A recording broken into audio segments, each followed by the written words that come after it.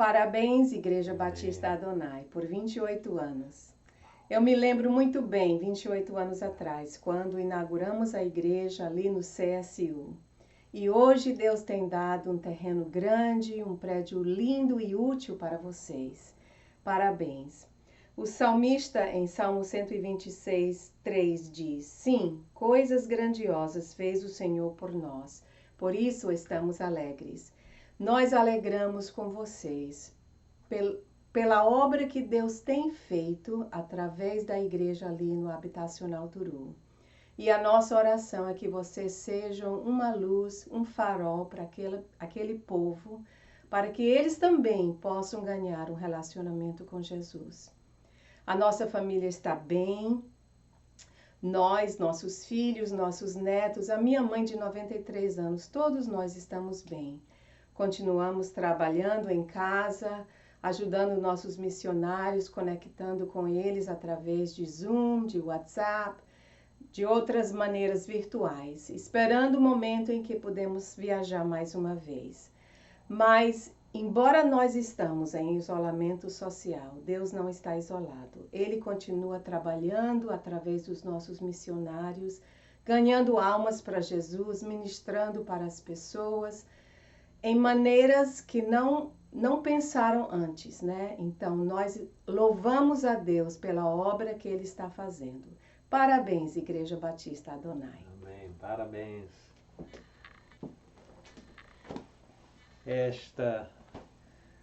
Este momento que estamos celebrando, mas dentro de uma crise no mundo. E não podemos esquecer isto. Lamentamos que estamos passando em todo o mundo uma coisa que ninguém já passou. Ninguém lembra de um momento assim, e especialmente pensar em igrejas em todo o mundo que não podem nem se reunir.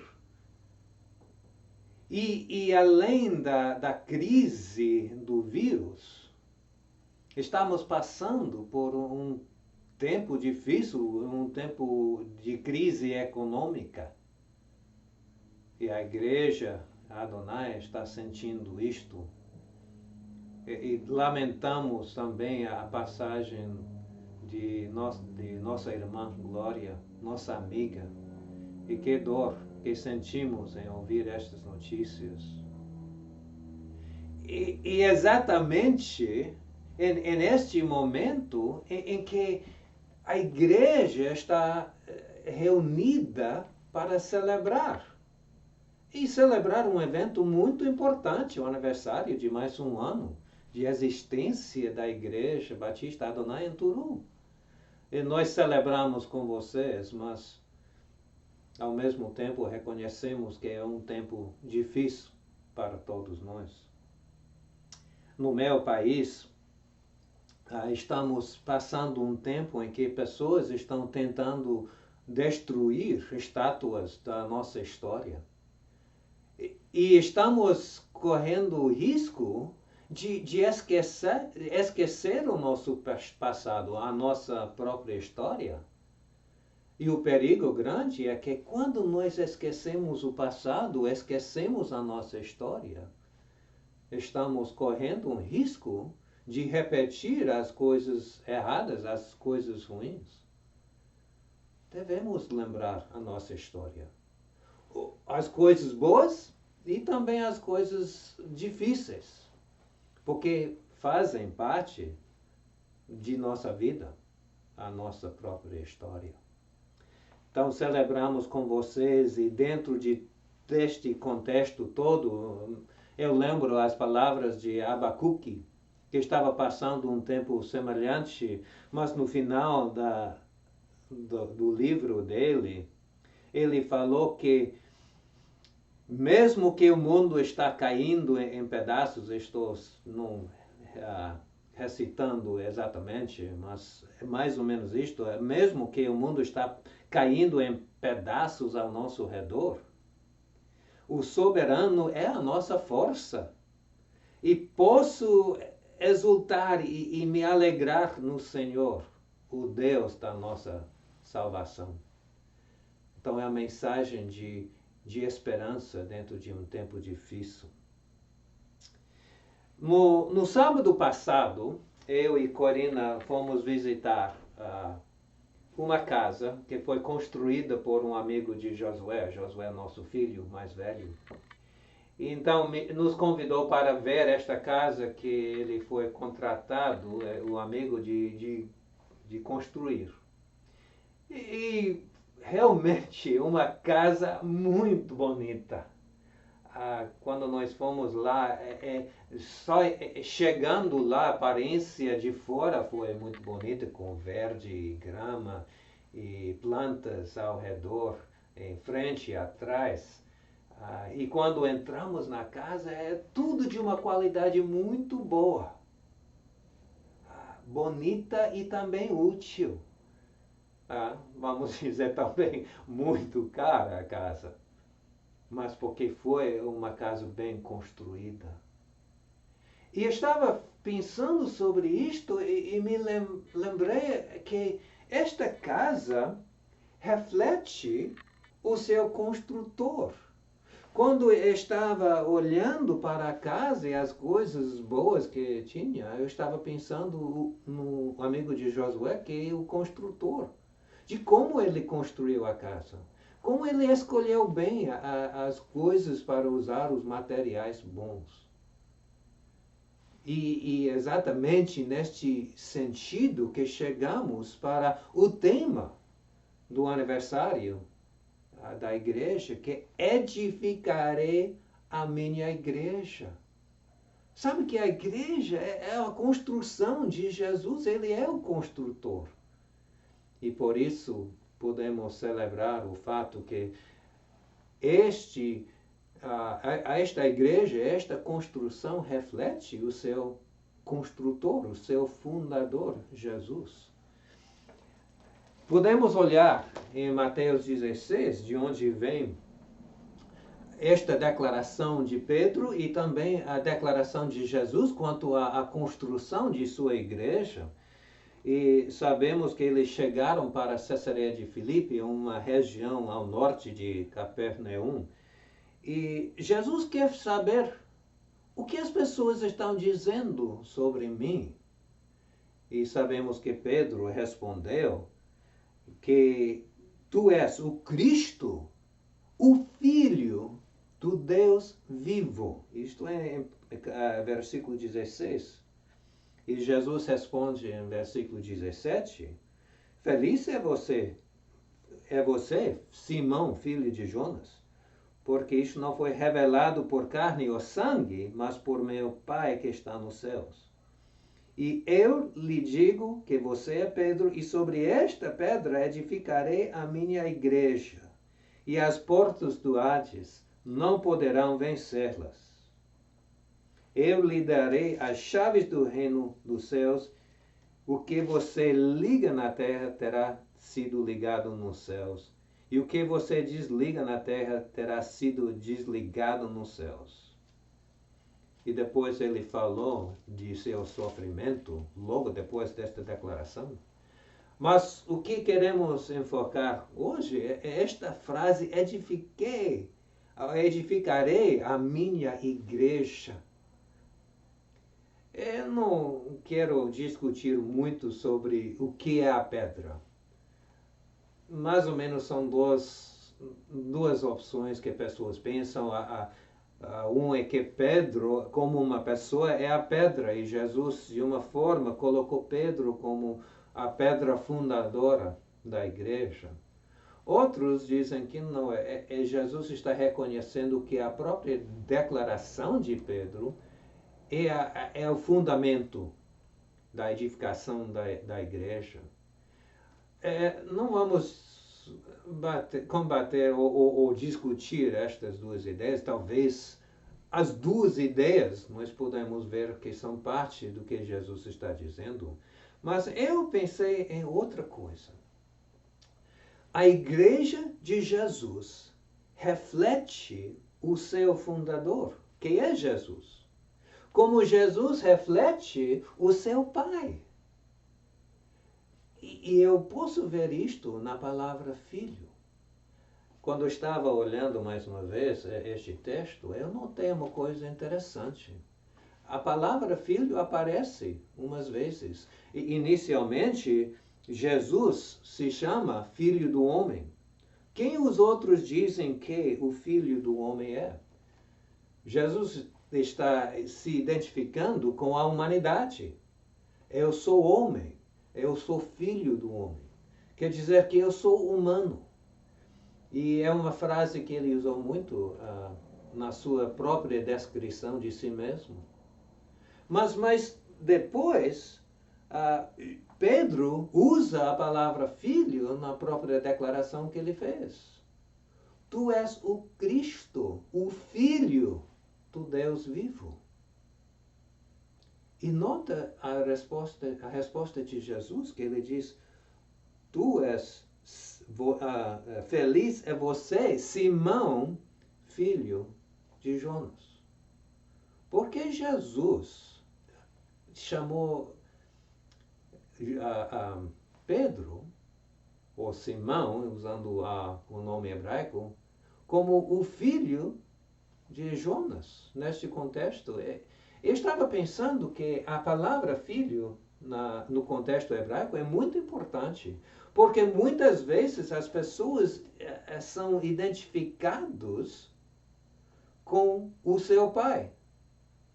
Por exemplo, a palavra é bar, B-A-R. Bar quer dizer em hebraico filho de. E muitas vezes a palavra bar foi colocado com o nome do pai para identificar uma pessoa. Vocês lembram a história de Bartimeu? Bartimeu, o nome dele é Bar-Timeu, quer dizer o filho de Timeu. Ele foi conhecido como o filho de seu pai, por próprio nome. Muitas vezes também é porque a pessoa é chamada uma coisa, identificado com o pai, porque ele faz as coisas que o pai faz, ou fazia. Lembra que Jesus chamou João e Tiago filhos do trovão, porque estavam agindo de uma forma de como o trovão atua. Então Jesus deu o nome. Lembra que ele falou dos fariseus, os líderes religiosos? Vocês estão fazendo a vontade do seu pai, Satanás, porque estavam fazendo coisas como Satanás fazia as coisas. E a palavra filhos de Abraão, na Bíblia, os filhos de Abraão não são apenas os judeus, mas podemos ver que todos que fazem o que Abraão fazia em termos de fé. Até gentios são os filhos de Abraão quando estão também chegando adiante de Deus através de sua fé. Então, podemos dizer que a palavra filho é muito importante na história, porque a igreja, em um sentido, talvez, é o filho de Jesus. E nós fazemos parte disto, então, por isso que a igreja é identificada por Jesus. Porque a igreja deve fazer as coisas que Jesus fazia.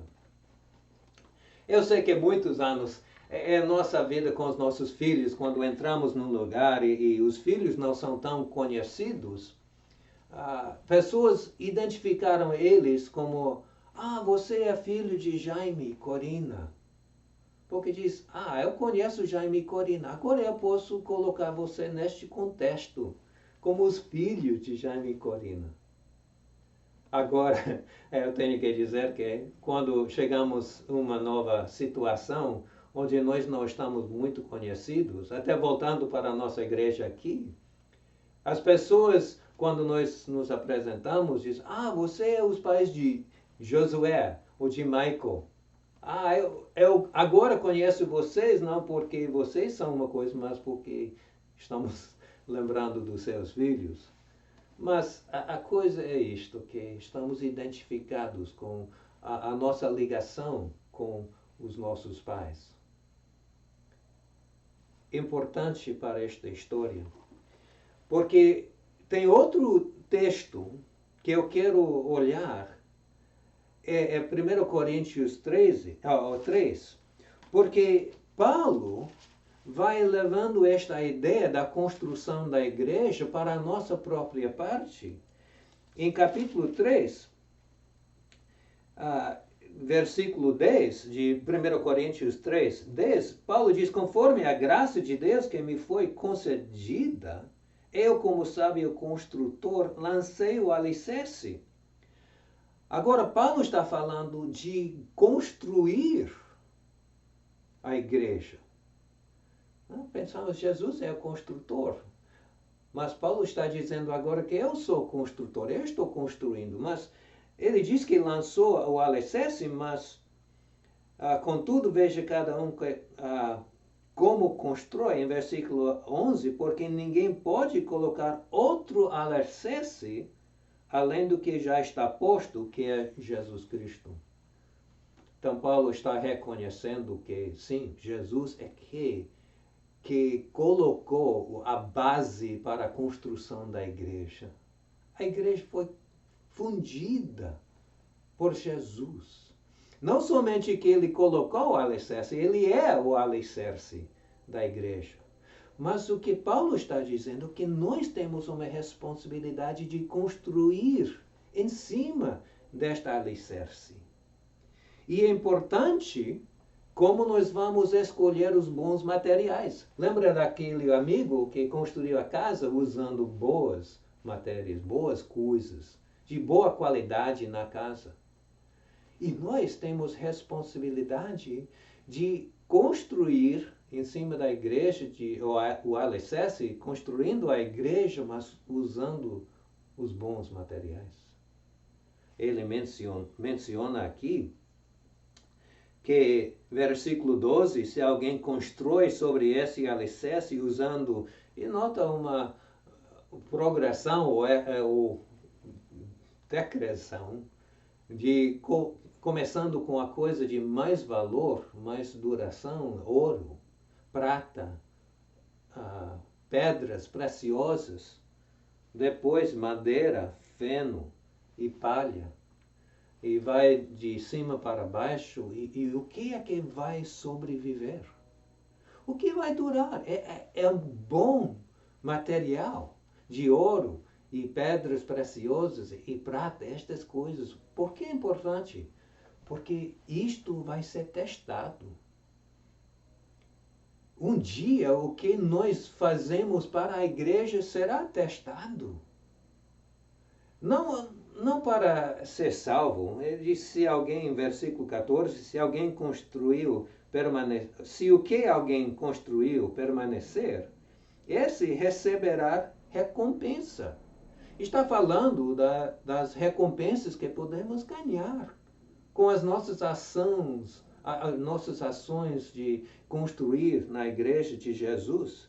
Mas se o que alguém construiu se queimar, esse sofrerá prejuízo em não receber as recompensas, galardões. Contudo, será salvo como alguém que escapa através do fogo. Ele está dizendo que nossa salvação é em Jesus e podemos chegar no céu, mas alguns vão chegar ainda com cheiro de fogo. Apenas escaparam o fogo, mas não tem nada de recompensa para apresentar a Jesus e glorificar a Jesus. Por isso é importante que nós participamos na construção da igreja que Jesus edificou. Eu não sei se lembram da história, que eu tenho falado umas vezes.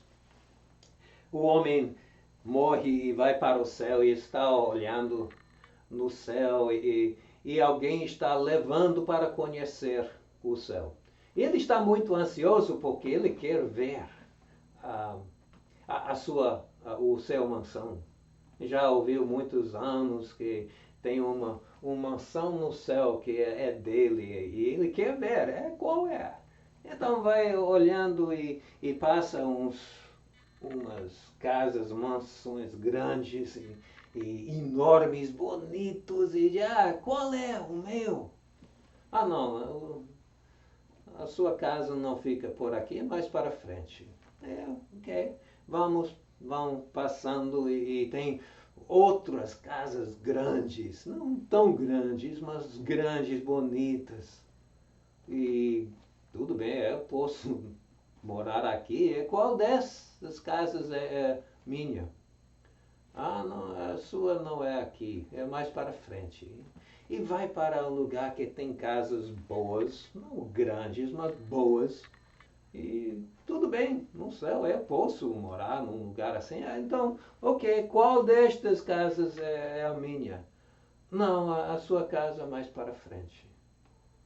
Aí vai para um lugar que tem casas não tão boas, razoáveis, mas não boas. E fica um pouco triste, que tem que morar num lugar assim, mas tudo bem, qual é a minha casa? Ah, não, a sua casa não fica por aqui, é mais para frente. E no final ele entra num lugar de barracas e de quase nada, de casas de mal construção. E é difícil imaginar que podia ter esta casa, esta construção no céu. E a pessoa diz, não, a sua casa é aquela aí. Mas como é? Eu estava esperando uma mansão grande e tem uma casa pequena, humilde. E a pessoa olha para ele, olhos por olhos, e diz, não, sabe que nós apenas usamos o material que você enviou à sua frente. Uau! Quer dizer que nós podemos guardar um tesouro no céu através das coisas que nós fazemos na terra. E Jesus está dizendo que estamos acumulando. Paulo repete isto em 1 Timóteo, que podemos fazer coisas na terra para acumular um tesouro no céu. Mas o que seria chegar no céu sem ter uma coisa que sobreviveu de sua vida porque você não construiu na igreja de Jesus Cristo? Por isso é importante ver como nós construímos a igreja, como nós participamos na construção da igreja. Eu lembro a história de uma cidade não longe de São Luís, muitos anos atrás, uma igreja pequena, uma cidade pequena. E finalmente conseguiram um templo, um prédio para a sua igreja. E ficaram tão felizes porque muitos anos não tinha. E uma quarta-feira estavam reunidos e notaram que o telhado estava cedendo um pouquinho. Então, um dia depois, eles mandaram pessoas para tirar o telhado para ver o que é o problema. E enquanto estavam tirando o telhado, as paredes caíram, o telhado caiu e morreu um obreiro. A igreja perdeu o prédio, perdeu a vida de um homem e sofreu muito por isto. Qual o problema? O construtor não usou o material bom. Ele não colocou todo o cimento necessário, não colocou o ferro necessário para uma construção bem feita. Sabemos, às vezes acontece, levou o dinheiro para usar por outras coisas e não investiu o dinheiro que foi dado a ele para uma boa construção. Isto reflete muito, muito no construtor, que foi desonesto em que fez. O que nós fazemos também reflete em Jesus, porque é a sua igreja que estamos construindo. Estava estudando o livro de Isaías e quero terminar com esta coisa. nossa missão está passando um tempo de olhar para Isaías 6 e querendo conhecer o que Deus está dizendo para a nossa missão. Mas em Isaías 6 sabemos que o profeta tem uma visão de Deus. É no ano que morreu Uzias, o rei, em Isaías 6, ele tem uma visão de Deus grande, exaltado, soberano, sentado no trono e os anjos voando acima dele, clamando: Santo, Santo, Santo, o Deus verdadeiro, o Deus soberano. E Isaías, quando está vendo isto, chega um ponto que reconhece o seu próprio pecado. Ai de mim, eu estou arruinado, eu estou frito, perdido, porque eu sou homem de lábios impuros e vivo num mundo de pessoas de lábios impuros. E Deus começa a citar o que vai acontecer. Isaías tinha que falar sobre o julgamento que estava para vir, para chegar sobre o povo. Um julgamento ruim de destruir cidades e deixar em ruínas, de destruir os campos e as casas e levar o povo cativo.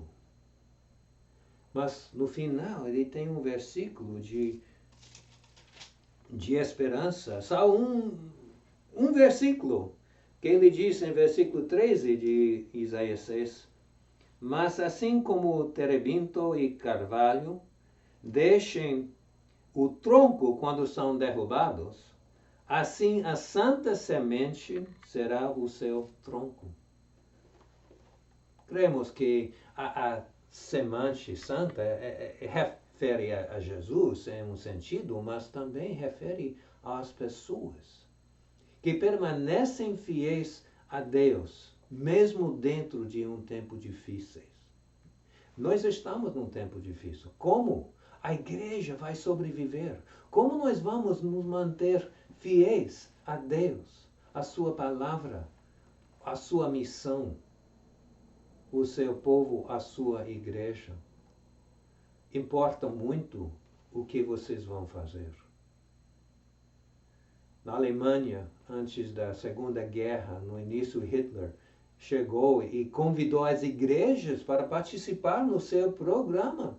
E muitas igrejas gostaram dele. E gostaram do que ele estava dizendo e fazendo. E se ligaram com ele. Mas ou aprovando, ou pelo menos não dizendo nada, ficando em silêncio, quando ele estava fazendo as coisas ruins que ele fez.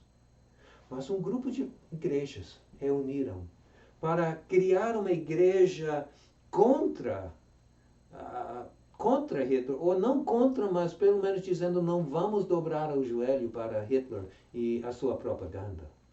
A igreja confessando era chamado. Mas era a semente santa que permaneceu dentro de um tempo difícil. Ele nos deixa com esta pergunta: será que a igreja Batista Adonai reflete bem o seu fundador? Será que a igreja Adonai vai ser a semente que sobrevive a esta crise para continuar refletindo o seu fundador? Jesus disse: edificarei a minha igreja. Já o alicerce está lá, mas temos a responsabilidade de construir em cima disto para ser esta semente santa para o mundo, mesmo dentro de um tempo muito difícil. Irmãos, amamos vocês, oramos por vocês e neste momento estamos orando por Pastor Raimundo, pelos irmãos. Eu desejo de dar esta palavra celebrando o seu aniversário. Deus abençoe Bom culto. Amém.